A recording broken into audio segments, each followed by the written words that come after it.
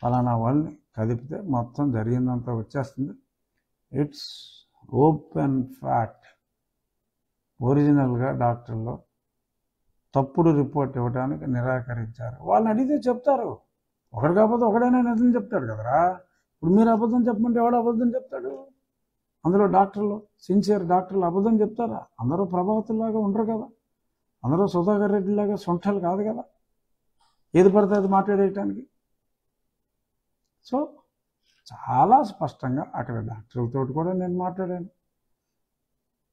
ఒక కార్డియాలజిస్ట్ నన్ను వచ్చి నా కాళ్ళ మీద దెబ్బలు చూసి, రాజుగారు మీరు బ్లడ్ థిన్నర్ వాడాలి అని చెప్పాడు.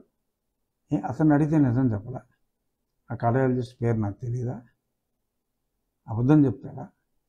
సో ఇప్పుడు ఈ సాక్షులకి ఎవరైతే సాక్షులు ఉన్నారో, సాక్షులుగా రాబోతారో వాళ్ళందరికీ కూడా రిస్క్ ఉంది. కాబట్టి ఈ ఎవరైతే మరి A1, A2, A3లుగా ఉన్నారో మరి డెఫినెట్గా వాళ్ళని అరెస్ట్ చేయాలి.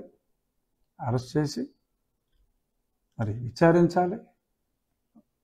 ఇనిషియల్ ఇన్వెస్టిగేషన్ కంప్లీట్ అయ్యేదాకా వాళ్ళని ఓపెన్గా తిరగనివ్వకూడదు. ఇది ఒక చాలా దారుణమైన దుర్ఘటన. ఒక మెంబర్ ఆఫ్ పార్లమెంట్ని తీసుకెళ్ళి ఆ విధంగా చంపే ప్రయత్నం చేయటం అనేది చాలా దారుణమైన సంఘటన. మళ్ళీ ఎవరో ఇటువంటి తప్పు చెయ్యాలి అన్న ఆలోచన కూడా రాకుండా మరి గట్టిగా దీని మీద ఇన్వెస్టిగేషన్ జరిపించాలి అని చెప్పి నేను డీజీపీ గారిని కోరుకుంటున్నాను. అలాగే హోంమంత్రి గారిని కూడా కోరుకుంటున్నాను. Take tough action. ఎవరినే వదలొద్దు. 307 కేసు ఇది. కస్టడీలోకి తీసుకోండి, విచారించండి, సాక్షులందరినీ ప్రొటెక్షన్ ఇవ్వండి. ఎందుకంటే సాక్షులకి రిస్క్ ఉంటుంది. వీళ్ళు ఏదేదో మేనేజ్ చేస్తారు. ఏదో ట్వీట్లు వేయాలని ఏమేయాలని చూసుకున్నా దానికి శాంక్టిటీ లేదు. అది నేను క్లారిఫై చేసా ఎవరన్నా అనుమానం ఉంటే. సో ఎవరైతే డాక్టర్స్ ఉన్నారో ఆ డాక్టర్ల మీద ప్రెషర్ పెట్టకుండా you keep a watch. I urge Guntur police, you keep a watch on the doctors. Head of the 21లో హెడ్ ఆఫ్ ద డిపార్ట్మెంట్లో ఎవరున్నారో వాళ్ళ మీద ఎవరో ఎటువంటి ప్రెషర్ పెట్టకుండా చూసుకోవాల్సిన బాధ్యత కూడా పోలీస్ మీద ఉంది.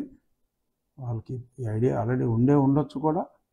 సో ఆ సాక్షుల్ని ప్రొటెక్ట్ చేస్తే మిలిటరీ హాస్పిటల్ రిపోర్ట్లు క్లియర్గా ఉన్నాయి.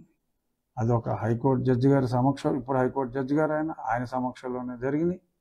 మేజిస్ట్రేట్ గారు చూశారు. ప్రభావతి, సునీల్ కుమార్ ఏమీ లేదని అన్నంత మాత్రాన అన్ని రికార్డులో క్లియర్గా ఉంది. జడ్జి గారి అబ్జర్వేషన్ కూడా క్లియర్గా ఉంది.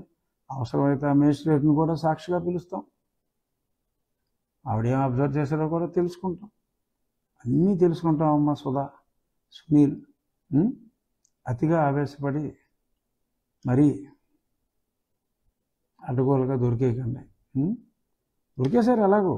బట్ మీ అతివాగుడు వలన ఇంకొన్ని ప్రమాదాలు ఇంకొంచెం తొందరగా ముంచుకొస్తాయి. సరే, మీరు ఎంత అతిగా మాట్లాడితే మాకు అంత మంచిది. అంత తొందరగా ఈ కేసు కూడా క్లోజ్ అయ్యే అవకాశం ఉంది. కేవలం సాక్షి చెడ్డ రాతల గురించి క్లారిఫికేషన్ ఇవ్వటం కోసం నేను ఈ ప్రెస్ మీట్ పెట్టడం జరిగింది. తప్పకుండా ఈ కేసు త్వరితగతిన విచారణ జరగాలని, మళ్ళీ రాష్ట్రంలో ఇటువంటి అన్యాయాలు ఎవరికి జరగకుండా చూసుకుంటారని, మరి దీన్ని ఒక కులాల సమస్యగా మార్చి